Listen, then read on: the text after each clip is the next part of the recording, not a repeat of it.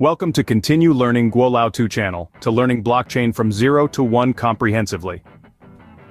Lecture 8. Intermediate Bitcoin Trading.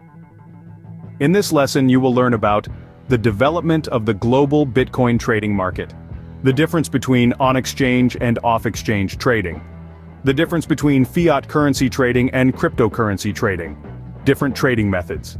First, let's clarify two terms related to trading. Market depth. Market depth is composed of all unfilled buy and sell orders at the same price level on a trading platform. It represents the platform's ability to handle large trading volumes without significant price fluctuations. Deeper market depth indicates a more stable and mature market. For example, if you want to sell 1,000 bitcoins on a cryptocurrency exchange, and there are 500 buy orders at $10,000, 300 at $9,999, and 200 at $9,998, your real-time sale will affect the price, potentially causing it to drop. Market liquidity. Market liquidity refers to the ability to buy or sell bitcoins quickly without encountering significant price changes. Higher liquidity means shorter waiting times for trades to be executed. Professional traders often look at market depth and liquidity to evaluate the quality of a trading platform. Many Bitcoin exchanges in various countries operate without traditional financial licenses. When evaluating these platforms, consider their operating history and reputation as important factors.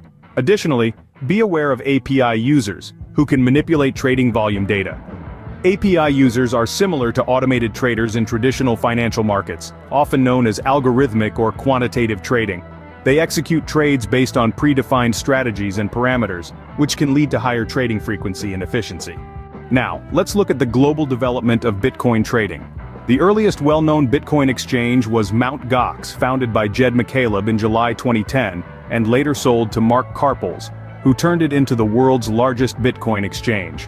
However, in February 2014, Mt. Gox suffered a significant hack, resulting in the theft of 850,000 Bitcoins, and it subsequently filed for bankruptcy. This incident paved the way for the rise of Chinese Bitcoin exchanges. Between the first half of 2014 and January 2017, China became the world's largest Bitcoin trading market. However, regulatory authorities, including the People's Bank of China, started to intervene in mainstream exchanges to curb speculative trading. Consequently, Chinese exchanges removed leveraged trading, introduced trading fees, and upgraded anti-money laundering systems. During this time, Japan emerged as the largest global trading market. According to statistics from CurrencyWeb's Blockchain Research Center, as of March, Japan accounted for about 43% of the global Bitcoin trading volume in various fiat currencies, making it the top-ranked trading market.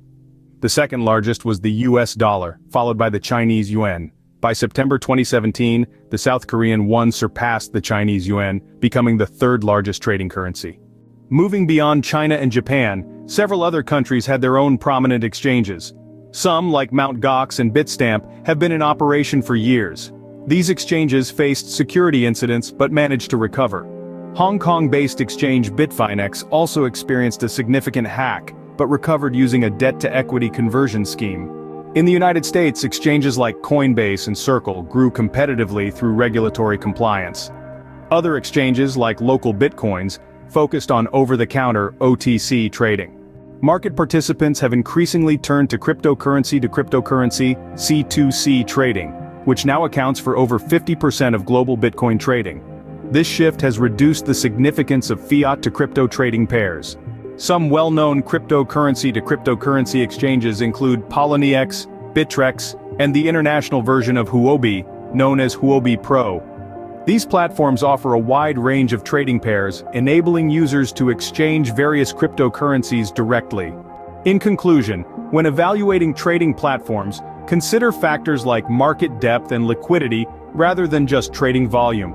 The cryptocurrency trading landscape has evolved, with C2C trading becoming more prominent. It's important to understand different trading pairs and their dynamics. As a final thought, consider this scenario. If a platform quotes Bitcoin at $100 and Ethereum at $20, with a Bitcoin to Ethereum trading pair priced at 0.45, would you exchange Ethereum for Bitcoin or vice versa? Share your answer in the comments and see how others approach the question. Congratulations on completing Lecture 8 of the comprehensive blockchain course. In the next lesson, we will explore the storage aspect of Bitcoin, helping you further understand the middle part of the Bitcoin industry.